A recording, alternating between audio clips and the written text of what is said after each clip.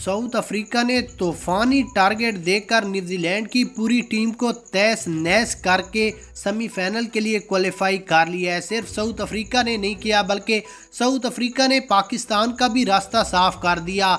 New Zealand की हार के बाद अब पाकिस्तान साउथ अफ्रीका के साथ साथ दोनों टीमें सेमीफाइनल के लिए क्वालिफाई कर सकती हैं, क्योंकि न्यूजीलैंड पहले चौथे नंबर पर था और अब ये मैच हारने के बाद 5वें नंबर पर पहुंच चुका है, और पाकिस्तान पहले 5वें पे था और अब पाकिस्तान चौथे नंबर पर आ चुका है। जबकि साउथ अफ्रीका की बात करें तो साउथ अफ्रीका पहले दूसरे नंबर पर था और अब ये मैच जीतने के बाद पहले नंबर पर आ चुका है। पॉइंट्स टेबल की बात करें तो साउथ अफ्रीका अपने 7 मैचों में 6 मैच जीतकर 1 मैच हारा है और पॉइंट्स इनके 12 हैं। अगर न्यूजीलैंड की बात करें तो न्यूजीलैंड अपने 7 मैचों में 4 मैच जीतकर 3 मैच हार गया और इनके पॉइंट्स 8 हैं।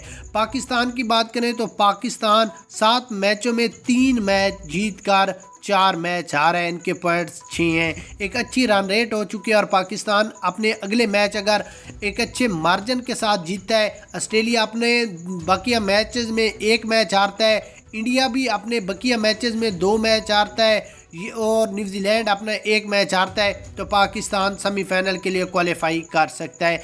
आप अपनी राय कमेंट्स में दें, क्या इतने बड़े मार्जिन से पाकिस्तान जीतेगा या नहीं जीतेगा।